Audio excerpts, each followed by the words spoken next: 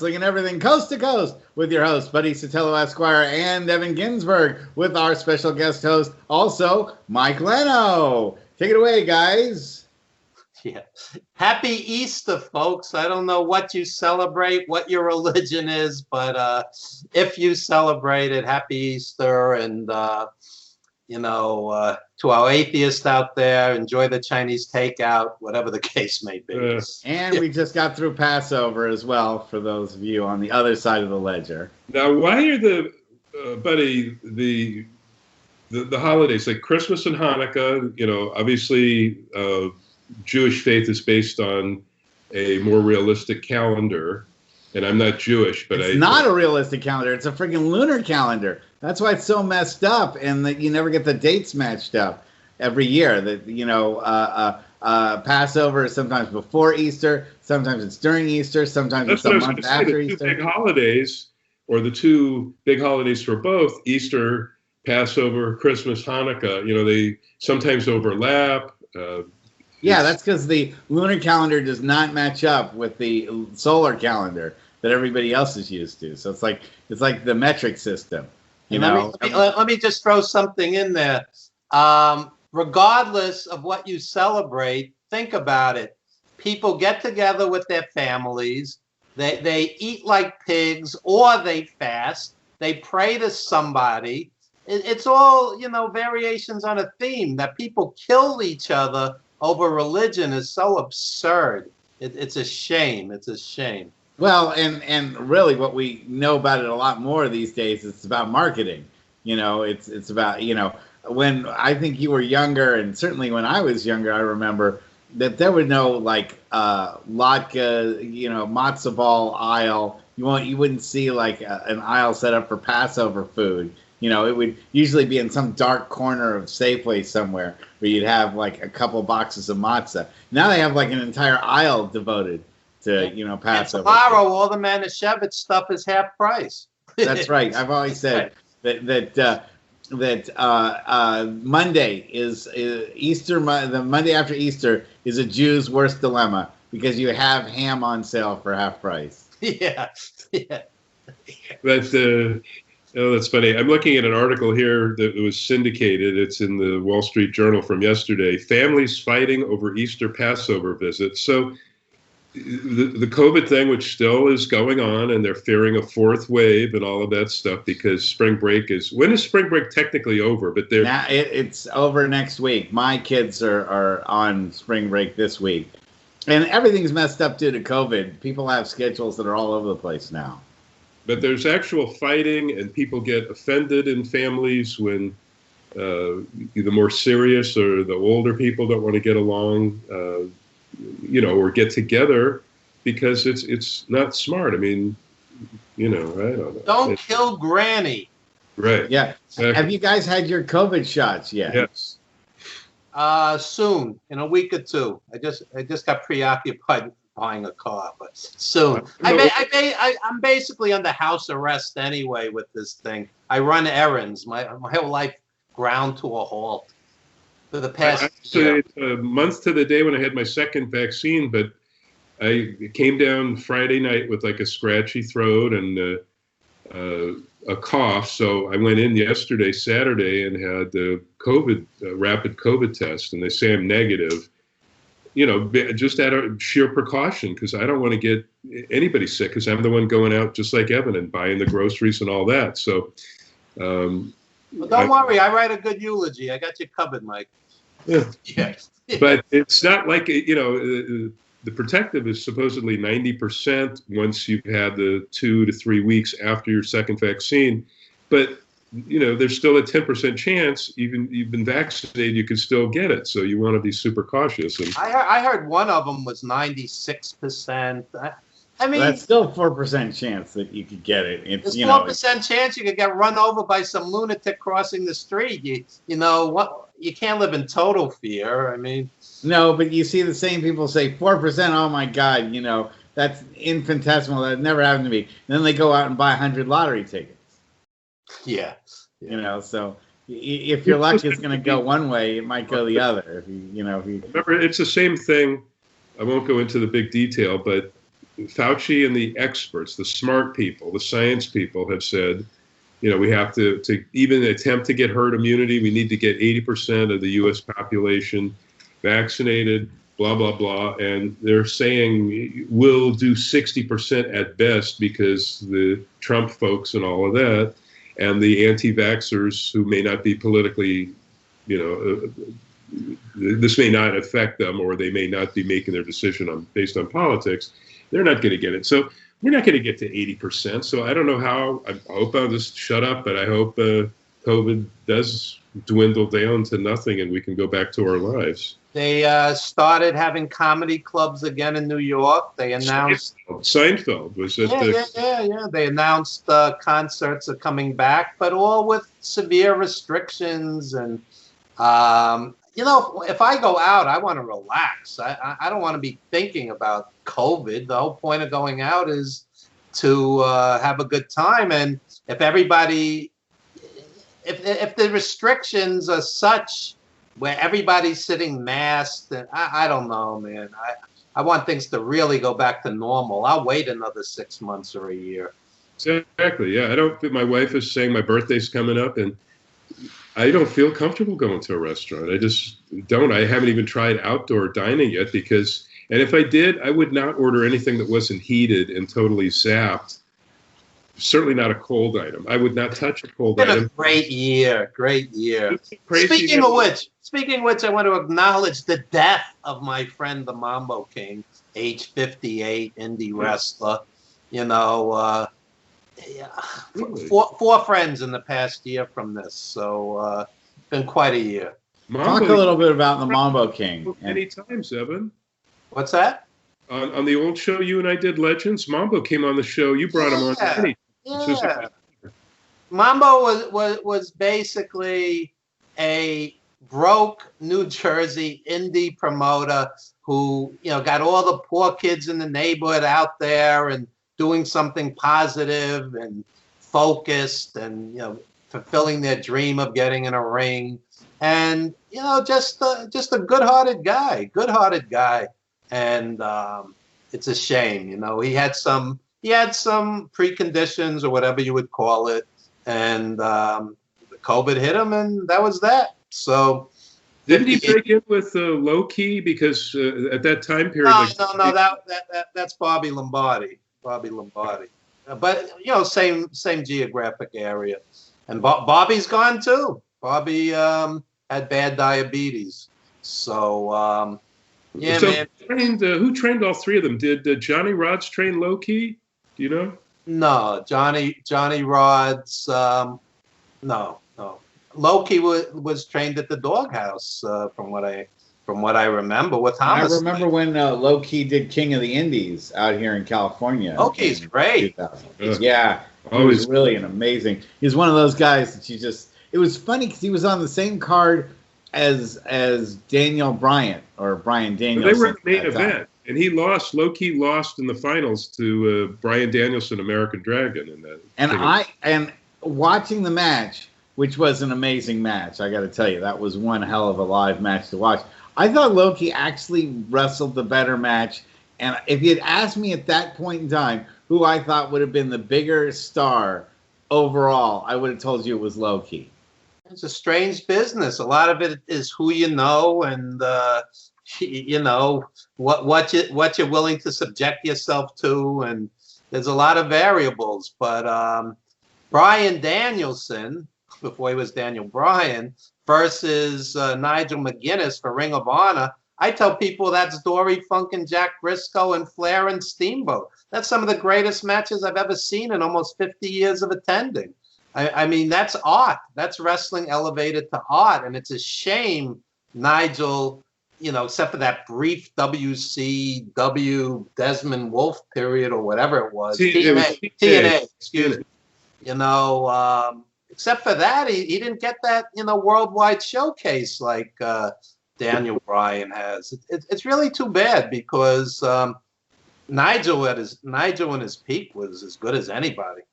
I managed him. Excellent commentary. Sorry, buddy. He was doing excellent commentary for NXT, but Low Key, remember when WWE brought him in and they forced him, like, Daniel or Brian Danielson to be part of their, I don't know, what the farm system is what we called it then.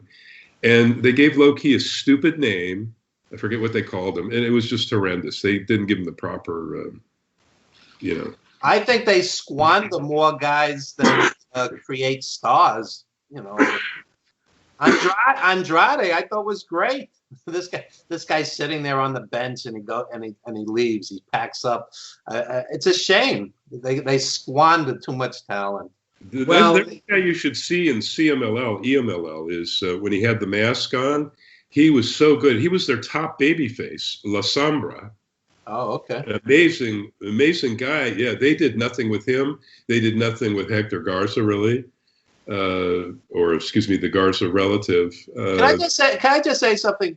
Part of what I do is I'm an ESL teacher to adults. So when you hear this thing like it's hard to make a star if their English isn't great, it's $1 billion corporation. Hire a couple of ESL teachers if that's the issue, or bring back smooth heel talking managers like Buddy. I mean, WWF, it was always Albano, Blassie, the Wizard, later on, Paul Heyman. I mean, why can't these guys have managers? It makes no sense.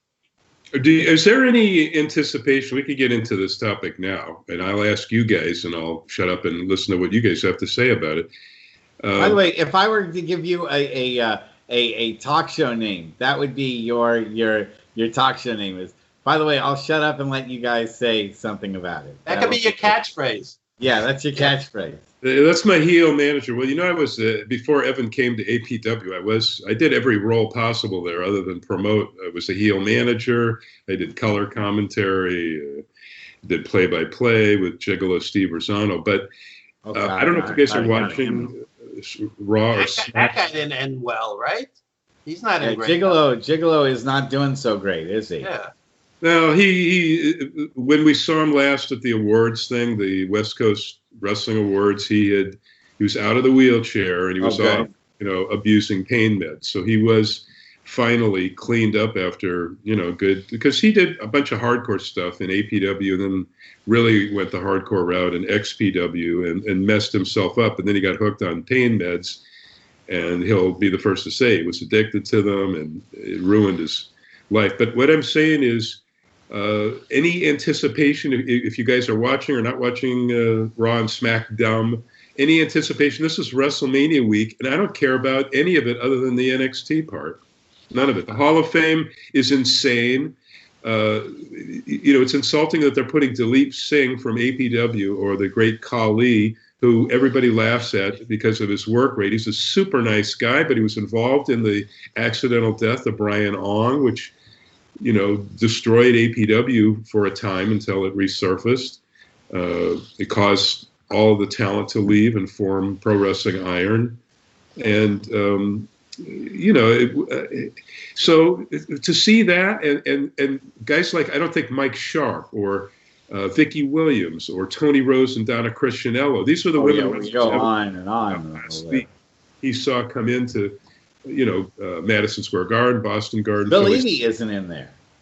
No, yeah, that's right. I don't think Demolition are in there. No. There are a ton of people, yet they're putting Great Khali and, Nora Greenwald, Molly Holly is fine because she grew up watching wrestling like Beth Phoenix. She did a lot of amazing things. I have no problem with that. But like Sarah Del Rey has never been mentioned, nor would she ever be mentioned for the WWE Hall of Fame. You know? There's very few people that never ever, like Jushin Liger. I wrestled on one WWF Tuesday and something or other. It was one of those taping crappy things in the 90s. But he's in it. Now, he definitely deserves to be, but he's, it's a phony Hall of Fame. It's only for TV purposes. The fans don't have a place to go and visit like Iowa or the former upstate New York now. You're wrong, Mike. You're wrong. It's in parts unknown. And I'm going this summer. I'm going to spend a lot of quality time in the Ivan Koloff and Ray Stevens wings. Yes. They're not in that Hall of Fame. Parts unknown. Yeah. Ivan Koloff, who was the third IWF world champion and one of the great wrestlers, but because he had some heat with Vince, not in his lifetime. And somebody finally said that I guess they finally put Morales in there. How could you not put Pedro Morales and Ivan Koloff in that phony Hall of Fame? Out of sight, out of mind, not generating money, petty grudges.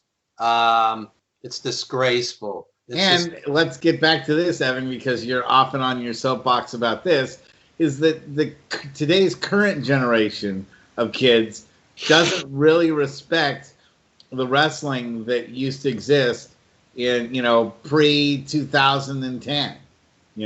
I have actually, I had an epiphany today. I said to myself, I really need to, like I stopped watching Raw in 2017, I really need to stop reading and posting on wrestling, pages. It's just, your head could explode. A guy the other day writes, all of the wrestling, all before the Attitude Era was, quote, garbage. Garbage.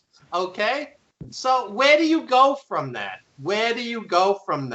You could battle for 2 hours. The guy's an idiot, and that's that. So Girls and Swine comes to mind. Yeah, and I'm one of these pages which ironically is supposed to honor these guys. It's a history page. I won't even mention them because they're not deserving. Greg Valentine was just a cheap copy of Flair. Valentine started before Flair.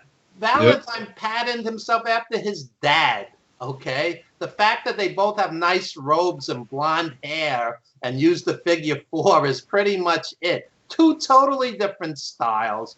So if the guy's a moron, what is the point of actually arguing? Because, I'll have a stroke one day and my last words will be ASDF JKL ; because my head will hit the keyboard. And that's going to be it. That's going to be it. But these other idiots, Evan and Buddy, they'll insult you. I mean, some of these guys, they're just complete cowards, and I could name a lot of names. And there's some good people online, but there's a lot of these guys that are cowards behind a keypad and a mouse. Mike, they either love or hate you, man. I'm telling you. I've seen it. Ditto me. Ditto me. Nobody cares about Buddy. That's better. You have less stress. One way or another. They don't even care enough to hate me. I don't get why those of us that, were just lucky enough. That's all I can say. I was lucky enough to have seen all that. I purposely, as a magazine professional photographer, writer, wanted to hit. That was my bucket list. Starting in, 73, I wanted to hit every territory I possibly could, from starting Roy Shire, and that became my second base after Los Angeles, and then going, to all of them, and then working for Eddie Einhorn and shooting those shows at Roosevelt Stadium in New Jersey. I mean, and looking in the locker room, I'm sure you remember the IWA with Neil Moskris as champion. I saw them in New York. Ernie Ladd against Victor Rivera on top at the Beacon Theater. Yeah, the historic Beacon Theater. Well, they had those 3 outdoor spectaculars, and I've told you before, on the first one, in the locker room, they weren't even on the card. They had nothing to do with it. They just came to spy and see what was going on because Eddie Einhorn and, Pedro Martinez, the Buffalo, Ohio promoter, along with George Cannon and Al Costello as the bookers. Anyway, they had all of the Sheik's old guys. So in the locker room, Lou Thez, the original, wrestling ballet legend, Ricky Starr, Antonio Inoki came with Johnny Powers, who Powers would later drop the NWF strap to, and that's now the IWGP title in New Japan. So anyway, the Sheik, and there were some other people, backstage. They just came up there from wherever they were in the country or the world to see what was going on in that very first show, which had Moskris against Ivan Koloff on top in the rain. The only time they ever wrestled, at least to most of our knowledge. And I'm just looking. Let me pull out some photos. That history is completely glossed over by today's modern generation. Can you bring me that screen so I can see if this is? Let me see. Haystacks in the middle there. Well, here is Rip Hawk, who came to my 1992 St. Louis weekend. Evan remembers. Yeah. The only guy had to cover his trans on. Everybody else trans themselves in. So this is that IWA first show. Tex McKenzie with some beers. This is in the locker room. George Cannon. On shots with George Crybaby Cannon, who co-booked with Al Costello. Oh, yeah. There's Cannon. Lots of Cannon. What a great, great guy. He treated everybody like first class. And there is Mighty Igor's manager, Ivan Kalmakov. And Sam Menaker. Yeah. Legendary announcer in St. Louis and for Dick the Bruiser. This guy was married to June Byers, perhaps the greatest women wrestler of all time. You know, some would say Mildred Burke, but, besides Buddy Wolf or Billy Wolf was the only guy married to June Byers, a total hooker shooter female. And, I've got loads more. Let me show Buddy something he's never seen. So in the dressing room, here is, it's Mascaris, there's Frank Amato and George Napolitano. This is August of 1975. Wow. But right here is the thing.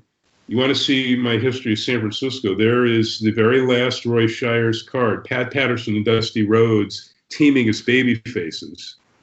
And Dusty Rhodes was Roy Shires' very last U.S. champion. This is January of 1982. So it's hard to see the photos. Actually, here's something. Evan, remember Dominic DeNucci's world, Tri-WF tag partner who left and snuck off to the Eddie Einhorn group? It was Victor Rivera, and they just simply inserted Irish tag. Here's my shot backstage at Madison Square Garden of that. And on that same card, there's Calhoun with Gorilla Monsoon, the Dream Team, the Blackjacks.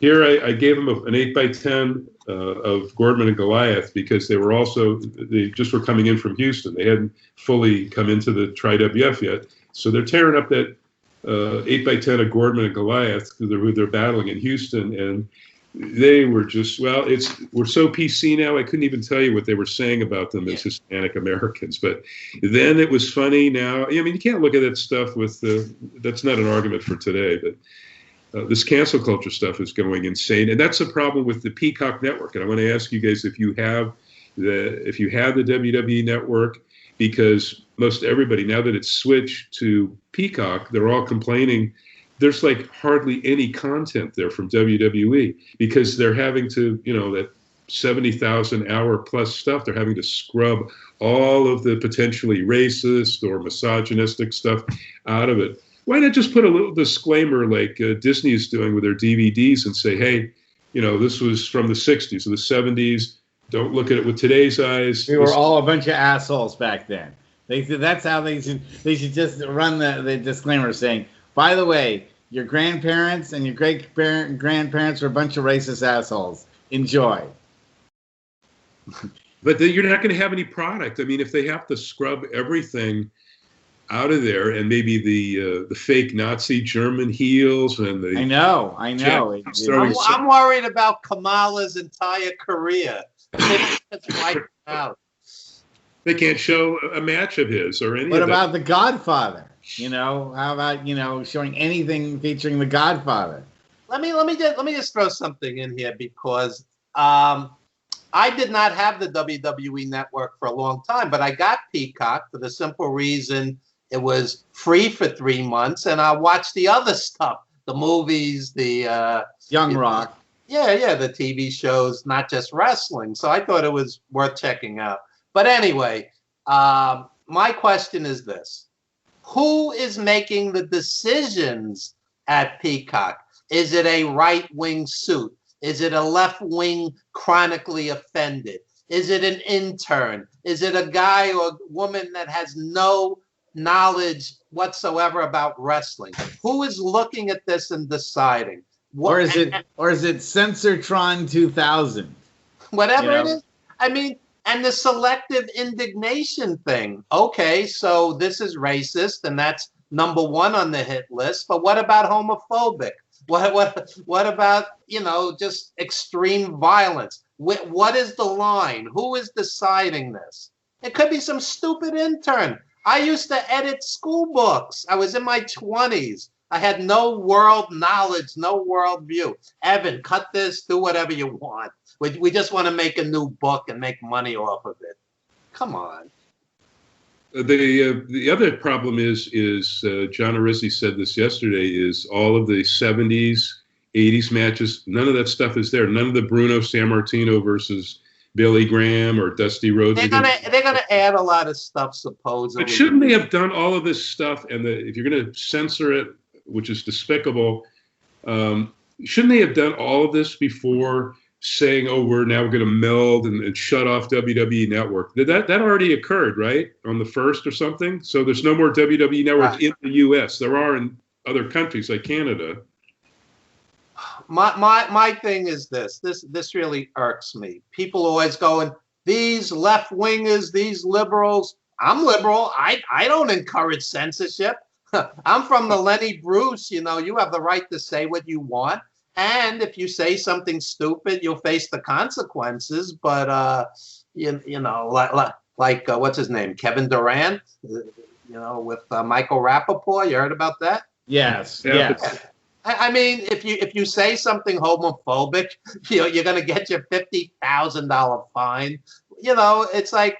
Wait. So what happened to Michael Kevin Rappaport? Durant and Michael Rappaport were having, flame war or whatever you would. Well, yeah, and Durant was like saying stuff about sucking a particular male appendage. Homophobic stuff. He's the basketball star that was with the Warriors, right? Yeah, and then he went over to the Nets. But one of the trademarks when he was with the Warriors was that he, even though he was a 2-time champion and someone that had everything in the palm of his hands, he created his own fake Twitter account to help attack someone that was attacking him. So he was pretending to be somebody else. Allegedly. Yeah. Allegedly. And when you say like the elephant should not be hunting flies, or the eagle should not be hunting flies, why is a guy like Durant so obsessed with a fan who doesn't like him that he creates his own burner account to then defend himself in the public from this guy who was in a flame war with him? Durant can't let things go, and he can't just let things that are happening on the social media scene happen without his say so. And there's this sort of overwhelming pressure for people to want to inject themselves into an argument when there isn't any need for it. Yeah, you're calmer than I am. Certain things just set off. I'm calmer than you. That's a funny one. No, really, I xenophobia sets me off. My wife's an immigrant. I teach immigrants. Certain things just bother me. And getting back to the wrestling pages, basically these fanboys pull a name out of their ass and they go on the attack. And I've seen Chief Jay Strongbow, Nikolai, Johnny Valiant. Today's the 3rd anniversary of his passing. Johnny Valiant, a guy goes, he wasn't funny. Who was funnier than Johnny Valiant? He wasn't a good worker. It's insane. They could say anything. Then all the other fanboys jump in like they're storming Frankenstein's castle, with the flames and the torches. Go get them. And all of a sudden, Greg Valentine is a horrible wrestler and he copied Ric Flair and 40 other idiots are agreeing and they have no reference point. Me and Mike were there. We were there in the 70s. Greg Valentine was great. Yeah, Greg Valentine, I think, started in 70, early 71 as Babyface Nelson. Then they brought him to what I was talking about, the Pedro Martinez promotion, the NWF, all over Ohio and Buffalo, New York. He was teamed with Donnie Fargo as Johnny Fargo. And then he came out first in the late 73 to LA, where he spent a good 2+ years just as Greg Valentine. And John Tolis' $1 Million Baby. Greg exactly. Yep. And there was. Then he had his feuds with Piper. Those early NWA feuds, including the dog collar match. with Piper. He did a 1 hour Broadway with Backlund at the Garden. Valentine in his prime was as good as anybody. You know, he hung on too long, but this is another point of contention. The fanboys see these guys when they're older, they lost a few steps, maybe they're doing jobs. They didn't see these guys as champions, main eventers in arenas, or the other thing, a guy like Chief Jay Strongbow. If you compare him to Daniel Bryan, of course you're going to go, he wasn't as good a wrestler, but if you saw that guy in his prime, he was so charismatic. The fans loved him. The building was shaking. You know, they have no reference point. Yeah, and it's awkward in the sense that the Native American shtick got over back then. Strongbow for that because he was Italian American portraying a. No, they're attacking him because they go, oh, he was a beard belly old guy and he wasn't that good, and they weren't there in the 70s. They didn't see him at the Garden headlining. The headlining is the word, because I wasn't a fan of his work, but I could appreciate how charismatic. I shot him many times, and wherever he went, he came in and fought the Sheik in the main event at Cobo, sold the place out. He came into Los Angeles a couple of times, but in his home base, Tri-WF, after he came up there from Florida, it was amazing the response he got. He sold out cards. He headlined teaming with Bruno, like against the Valiants, a show that I was at where they all had their working shoes on. Jimmy and Johnny and Bruno, and that was the main event. And the thing with the fanboys, especially the younger ones, they weren't there. They have a good list and a bad list. Okay, Nikolai was a terrible wrestler. That's Nikolai and Bruno. The building would shake. The building would shake. They have no reference point. They're judging it by, again. They saw a few matches or something like that on the network. No, I have no respect for anyone. I'm sorry. If you are going to criticize those guys, you had to have seen it or been there live or in their prime. Watched TV, or don't comment on it. I'm sorry, but personally, they can say whatever they want, but they have certainly not the respect of the few of us left that saw that great stuff. And let me take it to the next level. I was brought up on don't speak ill of the dead. These guys are gone. What is your joy on a Saturday night, you dateless wonder, to be ripping apart dead wrestlers who 300, 325, 330 days a year were out there sacrificing themselves to entertain you, who lived in pain to entertain you, to tear them down. It just irks me. And I'm telling you, for my own mental health, I'm going to stay off these wrestling pages. It doesn't make me happy, just like Raw didn't make me happy. So I finally stopped. Certain things that just, what's the point? You're not going to win them over. For so many years, we were followers of gimmick-based wrestling and storylines and things that now today's fan looks at and just can't really relate to or understand. And I think that's a big problem. There's a real lack of appreciation. I mean, it's like with the NBA, you have people looking at players from the 50s and 60s that didn't have three-point shooting. And so they say, well, those guys weren't very, very talented because every shot they took was, up close. Or you have in the NFL guys that were, wide receivers that were only catching, 40 or 50 yards per game because they were getting forearms stiffed every single time they got off the line, and the rules changed. Or quarterbacks couldn't be touched. You can't say that Will Chamberlain and who was that famous guy on the Celtics, the guy that came out.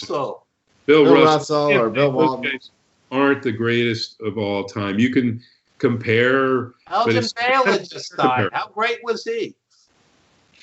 He was amazing, but because people they have such a hard time relating to things that aren't of their own era, that there's this sort of this thing that's like, and I think it's more recent, which is that if you are from another era, it's wrong for you to appreciate a different era and a different style. You have to do what you can to make your generation look better, you have to make the other generations look worse. Well, how about educating yourself and like studying up on Babe Ruth? When I was really into Major League Baseball in the mid 60s and stuff, and we went to a ton of Dodger games and Angels games, I knew Babe Ruth was the greatest and Jackie Robinson the greatest. And I never would dream of criticizing any of those guys or Mickey Mantle. I was just in awe, of the legends, and maybe weren't playing anymore, or maybe we're towards the tail end of their career. And then I could appreciate the greats that I was fortunate to see: Sandy Koufax, Don Drysdale, Willie Mays, Orlando Clemente, a true hero, not a millionaire, privileged, spoiled athlete, a true hero. He died a hero. But let me just say one last thing about these wrestling pages.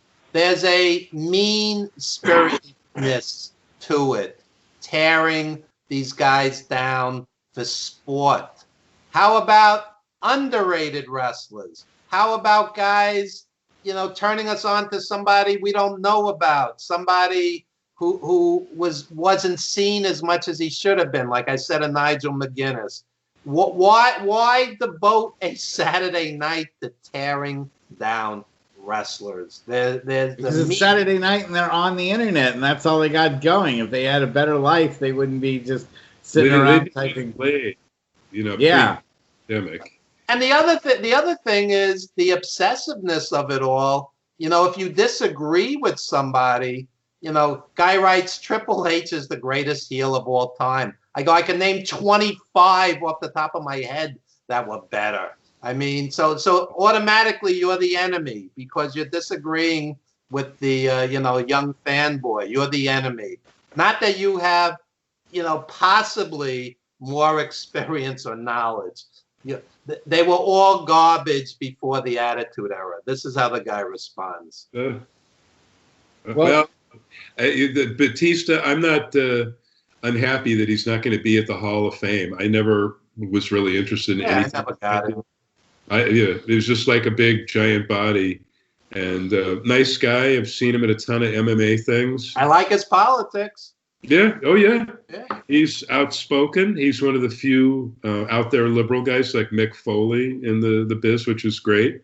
And of course, Vince only really became reinterested in him when he did the Guardians of the Galaxy thing and was, again, a big name in the theater. Once guys become movie stars or whatever, even if they left on bad terms, suddenly Vince says, "Oh, I want him back again, and I'll spend what it takes to bring him in." And that's another problem too. It's this whole feeling that Vince has. It's like, if I think that you're someone that gets my attention, I'm going to push you no matter what, which is why we have Bad Bunny. If you can make him money, he'll bring you back. He'll even honor Randy Savage at the 2015 Hall of Fame if he thinks it can make him money in terms of marketing. So that is the point that catches Vince. Right, but we see things like Bad Bunny. We see guys like Bad Bunny being pushed incessantly, even though I think, if you or I were running a federation and watched Bad Bunny do his thing in the ring, we'd say, you know what? You're good for like one event that we could have, and you're not going to headline. They were stupid not making that a tag match. I wouldn't even bother. That would be the popcorn match for me, or the bathroom break. They should have had Miz and Morrison against Bad Bunny and the guy Damian Priest from NXT. I still would put that as a curtain jerker. Because he hasn't had a match. He hasn't had a single match. Miz doesn't have great matches with great wrestlers. What's he going to do with this guy? It's going to be a disaster. I think it's going to be the worst match since Mr. T faced Roddy Piper in the boxing match. Look. They say he's been at the training center every day for 4 months. So what's going to happen is they'll have a grand entrance, grand exit. The match itself will be 3 or 4 minutes. Spots they rehearsed 1,000 times. Spot fest, yes. That make more sense rather than the singles, which might expose the guy for being green. Is just have him in a tag match. You could throw one punch and knock out the Miz, get the pin. Yeah, an eight-man tag match. Lawrence Taylor did okay. Yeah. Oh, yeah. Well, they coached the heck out of him. But That's what I'm saying. Yeah. I'll tell you, at this WrestleMania, the only matches of any interest, of course, the women's match, Asuka against Rhea Ripley, and Seth Rollins and Cesaro. There is a guy we had on early on in his ROH days, as Claudio Castagnoli on Legends. You brought him. He wasn't my guest. You brought him. And he said, "Did I do okay?" It might have been his first interview on radio. I don't know. Nice, polite, and what a fantastic wrestler. Even Low Key came on our show at probably 2000, something like that, early on before a lot of people had heard of him, and many stars, future stars did, and now that guy is probably one of the best workers in that company, and no matter what he does or who he's with, he can carry anybody like a Flair or anyone that always was great at carrying a broomstick. I'm gonna predict right here. Rollins and Cesaro will be one extreme or the other. It'll either be a great match, show stealer, or Vince, who's not sold on Cesaro, will be like, Seth, pin him in 7 minutes, and it'll be a complete disappointment. It's going to be one extreme or the other. No, they should put Cesaro over. The other guy doesn't need anything. He's got everything going for him. He's got a stellar. But Vince was never sold on the guy. So don't you guys feel that WrestleMania has turned into like the indie show, the indie anniversary show, where quote unquote everyone that's ever been on the show, that's ever been in the Fed, is on the card? No, because now the Battle Royale's on SmackDown, and they're not even on the card. Yeah, well, they put in that Andre the Giant Battle Royale, 2 days before, 1 day before. But it's still going to be like a 7-hour long, mind-bendingly dull. It's a 2-day thing. It's like, what is it going to be, 5 to 6 hours for 2 days? But several matches are going to be on SmackDown. It's not even going to be at the live show. It reminds me of a woman with a small chest. Put them together and have one good one. So, so take the few good matches that I've just mentioned, or Sami Zayn and Kevin Owens, Kevin Steen. Just have one WrestleMania. Just have the good matches. You can take the Bad Bunny and all the shit out of it, and not bore us with that. Whereas, who's going to be singing I'm more looking forward to, like, NXT. The first night of their so-called pay-per-view is free on USA Network on Wednesday. So this they're going to Wednesday? Yeah, you should watch. Are they going to have live fans? I'm not sure what the deal is. No, because they haven't been advertising. I think it's going to be the same setup they've had so far. I can't watch that antiseptic, no fan stuff. I just can't get into it. They do. They have like 50 to 70 fans or plants or whatever, or talent around the plexiglass. They do a better job than the WWE with that crazy video wall, which just is like something out of 1984. It's very, to me, I don't like that. That's bad, but they do have live fans at the NXT besides the video wall. I would watch that, Evan. So what they're doing, if you order it on pay-per-view or the network, is no commercials. So I don't know what. And then on the USA for free the first night, Wednesday night, the 8 to 10 Eastern and Pacific, they'll just do picture-in-picture, when they show a commercial. So it'll be the same broadcast, basically, if you watch that tiny little picture. And this is I think it's the last week of NXT versus AEW. So next week, NXT will move to Tuesday nights, which has already forced Impact to make a preemptive move to Thursdays. And so we won't have that head-to-head crap. This is the last week of it. And the problem with that is there's going to be wrestling on every single night of the week. And I won't watch any of it, so I'm good. Yes. Well, yeah, I mean, if you had told me back in the day how there'd be wrestling every single night of the week, in the 80s, I would have said, oh my God, that's a dream come true. But no, it's not. Look at Tuesday nights right now. Tuesday nights, you have the Dark Side of the Ring, you have the NWA thing, the Billy Corgan, and then you almost have a full day on Access Network of Impact. You have a 4 to 5 hour old pay-per-view that I never paid for any of those, so now I can finally watch them. That starts at like noon.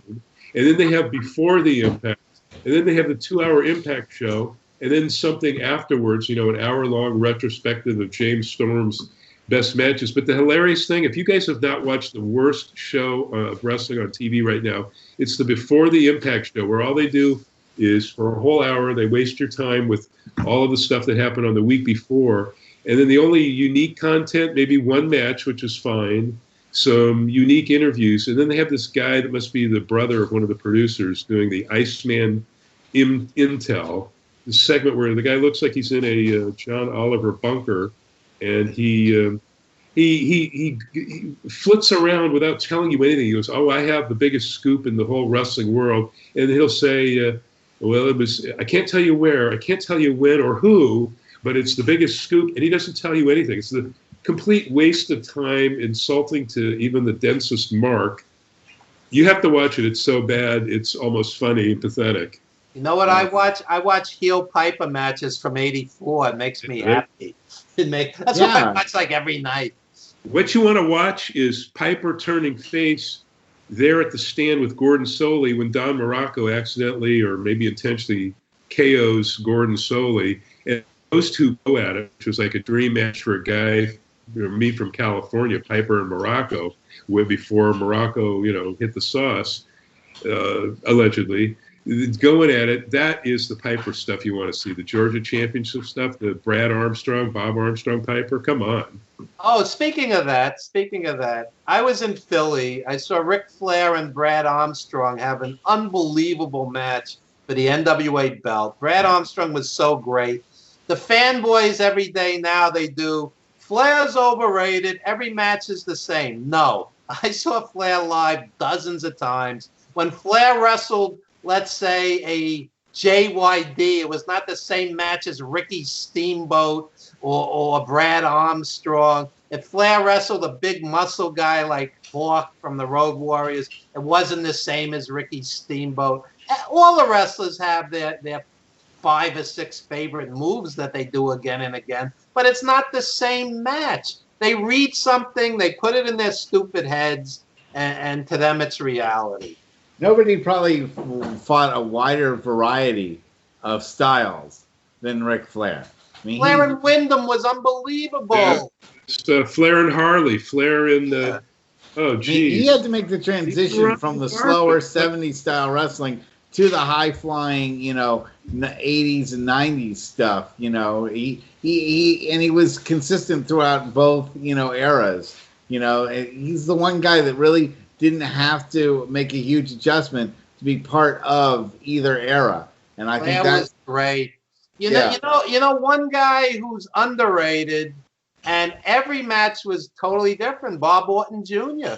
Depending who he was wrestling, man, that guy, he was tremendous. People don't realize. They go, oh, the fanboys do he was just Piper's lackey. They have no idea. The guy was as great as anybody. The guy in Florida, if you can catch some of those Florida tapes, or I shot a few, he had matches with a million different guys down there in the Dusty area. Pac Song, and he was a babyface when he first came into Florida around 73, 74. Even look this up on YouTube, the ICW. He actually worked for the Poffo family promotion, had matches with Randy Savage, where he was the face, also had matches with Ronnie Garvin, when I think they turned him, with Lanny that were great, with Crusher Broomfield, who later became One Man Gang. That was a hell of a promotion. We had Lanny on and talked a little about that. That was amazing stuff. So Orton Jr., one of the great utility workers. Another guy, you mentioned Bobby Eaton, who was out of this world. Well, we didn't. We mentioned Brad Armstrong. Bobby Eaton was one of the most underappreciated, huge guys who could have main evented easily. Couldn't talk, but he could wrestle everybody. Great. See, that was a perfect combination, because the Midnight Express, those guys. Stan Lane was a good talker, but Bobby Eaton wasn't. But Cornette, with Condrey and Eaton, was perfect. Yeah, that was amazing. That, now I fast forward, I'll TiVo our tape. A lot of people do it. Fast forward to the good stuff. But in that era, the 80s, NWA with Cornette and the Midnights, and particularly Cornette in the second Midnights versus Heyman bringing in. Remember that thing? Heyman in the original Midnights. Yeah. Express CTV. You did not want to leave. Like, Yeah, it was a hot 1989 or so. Yeah. You don't want to miss any, or when Cornette took on Heyman, even though the matches may not have been anything athletic, they had the heat, the crowd was intense. Yeah, that's what wrestling is about. Midnight Express versus Rock and Roll Express were the greatest tag team matches I ever saw. Unbelievable. Art. Yeah. Well, I was also a fan of the Road Warriors against the Steiners, or when they took on the Russians. The Russians as a tag team with Ivan Koloff and Nikita Koloff and Crusher Khrushchev. That generated so much heat. There's a utility worker. He became part of Demolition. He was the golfer in WCW. How much Bill Darsow, not Bill Darsow, Barry Darsow. How many different characterizations has he had? He's been a Russian. Repo Man. Always good. Blacktop Bully. Million different things. That was like, so when we were talking about Strongbow, or Evan brought him up at the beginning, an Italian American playing a Native American, his tag team partner, Billy White Wolf, was, of course, from Iraq. He was Sheikh Colonel Adnan al-Kaisi. That was what he was legit. He was an Iraqi person, an Iraqi American, portraying a Native American. How insane is that? Yeah. I have a funny story with those guys. Sunnyside Gardens in Queens, legendary boxing, wrestling, roller derby arena. It's now a Wendy's. White Wolf and Strongbow are wrestling the Executioners. Dead as summer. There's no air conditioning. It's like 107 degrees in there. Kowalski's in the mask, and he's relentless. 45 minutes, he's just coming at them, relentless. And my father's going, I don't know how he's doing it with that mask on. It's so hot in here. Kowalski was amazing. Yeah. Last week. You know what? The other Executioner guys, Big John Studd was the other one under the mask. Yeah. He started Kowalski when he was, man, what a monster heel he was in Los Angeles from January to about June of 1972. He was our lead heel. He was helping with the book, but he brought in a TV jobber a couple of times, and that's the first time anyone ever saw John Minton. He was called the Mighty Minton, and that was Big John Studd later on, but Kowalski was training him there, and that was like, I think, Kowalski's very first trainee, 1972. Who was this big, tall, clunky jobber? And died young, died in his 40s. But who knew he would become a big star in his own right for a couple of decades? Yeah, I saw him wrestle Andre. He wrestled Hogan at the Garden. He was a big star. Yeah. His AWA before that, he had some Japan tours under his belt. The shtick where he was the man that could not be slammed. That was great shtick for the build up for Andre the Giant to finally slam him in WrestleMania for the $10,000 body slam challenge. Oh, by the way, guys, speaking of that, buddy, now the fanboys are turning on Andre. All of a sudden, he wasn't anything. He couldn't move. And I'm like, you didn't see him in the 70s. I saw him at the Garden, him and Kowalski, him and Butcher Paul Vachon. I saw him and Blackjack Lanza, him and Ernie Ladd. I said, Andre in the 70s wasn't Andre in 1990. It's like a different guy, So again, they have no reference point. And there's footage of him, his very first North American territory Grand Prix, the Vachon's Montreal promotion. Him against Don Leo Jonathan, where Jonathan is carrying him out of this world. He was actually fast, and he was 100 to 200 pounds lighter. People don't realize. And a major foot surgery and back surgery. He hadn't had either of those. And, people. Just look at Andre against Kowalski or Ernie Ladd, and you're going to see amazing, amazing stuff. Or against Superstar Graham. Neither guy was Carl Gotch, but they had some impressive matches. Great. That's another guy the fanboys target. Billy Graham, of all people.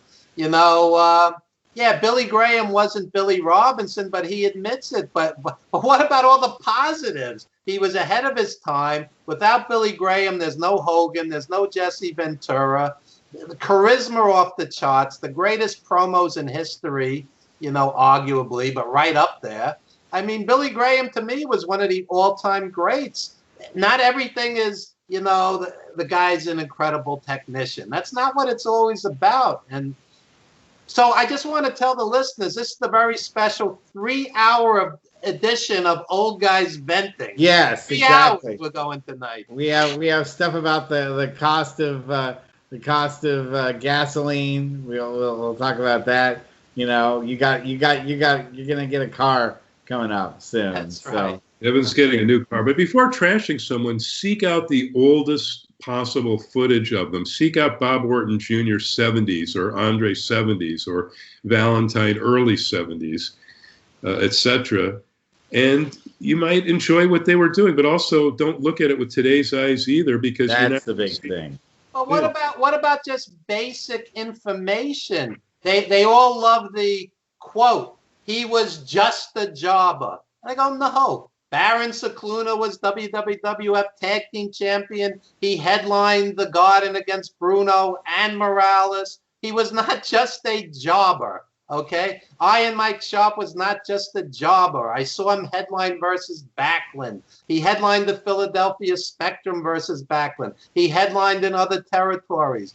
Why tear these guys down? I mean, if you looked at when WWF made the switch in the 80s and got more cartoonish, a lot of these guys were doing jobs. Paul Vachon, Jerry Valiant, Buddy Rose. These guys were all big stars and champions. You can't just dismiss somebody because you don't know their history. Plus, many of them are gone. So why diminish their careers? I can't think of a better note to end the. I got 2 more hours of this. I want to. Save it for when we. Ernie Ladd's promos that were way up there with Billy Graham's too. Those guys were some of the state of the art promos after Blassie and Tolis, 10 years earlier. Ernie Ladd, I stole one of his lines. I use it to this day. He goes, "You missed the birth of your mother and father. Don't miss this." You can promote anything with that. It's true. It's other good line was he'd look at Gene LaBelle or whoever was interviewing him. He goes, "Don't touch me. You're not a doctor or a nurse." Yeah, that's. And then, of course, Andre the Giant's so dumb he stayed up all night to study for a blood test. Yeah, but Yeah. So but I think that's a great line to end us all on this week. But let's get a real quick update on your book, Evan, for those of us who are waiting for it to come out. My book is with production ace Jeff Archer of Alternative Press in San Diego. It's going to be about 400 pages. It will be out sometime this year. I can't give you a specific date because he's looking at it like this is my life's work. And it really is, because it's 100 stories written during COVID. About 30 are friends, family, legendary wrestlers we lost along the way. So Johnny Valiant, who you just said, it's his third today's the anniversary of Johnny Valiant's death, and I tell the story, and Mike knew him also. I'm watching a movie with my wife. The movie ends. For $1 million, I couldn't tell you what it was because I got on the computer afterwards, and there were a half dozen messages. Is it true about Johnny? I'm like, please let this be like one of these internet rumors. The guy who was crossing the street, the same street he crossed 1,000 times in his own hometown. It was rainy, it was hazy, foggy, whatever, and guy got run down, and it wasn't the driver's fault. But, it's just one of those freak things. And I'm telling you, for about 3 weeks, it was like I felt the car hitting me. It's like, I hope he didn't suffer. Same thing with Scott Epstein, right, Mike? The agent. Not a more ethical, honest, kind, giving, go out of your way for everybody guy.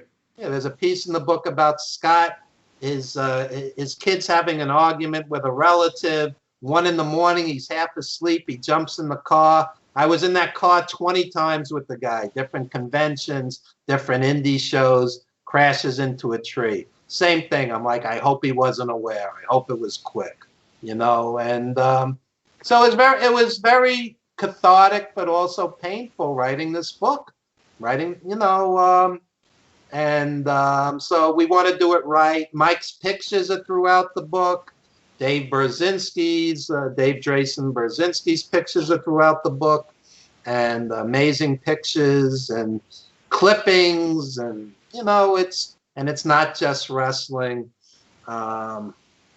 It's called Wrestling Rings, Blackboards, and Movie Sets. And the movie set reference, of course, was we did The Wrestler and we did 350 Days and other films. So, that's in there also, the making of The Wrestler. I don't want to turn this into a 10-minute commercial, but it's worth it. It's from the heart. Fans want to know what's going on. So, no, really, it's just from the heart. And I don't think there's ever been a quote-unquote wrestling-related book like this, because a chunk of the book isn't even wrestling. It's basically telling my life in 100 stories. And these amazing people we've been talking about tonight, Nikolai, Kowalski, Johnny Valiant, these were friends. Some of these guys slept on my couch, and so again, when the fans tear these guys down, to me, it's personal. That's one of the reasons I'm on this tangent today. And I really do think I'm going to spend a lot less time on these wrestling pages. How many times are these obsessives going to do? Chris Benoit should be in the WWE Hall of Fame. It's like what? How do you even address this the 400th time? It's like you're so creepy you don't even realize you're creepy. It's 3 a.m. You're thinking about yeah, he was a good wrestler. He's not going into the Hall of Fame, boys. He's not going into the Hall of Fame. That's understand.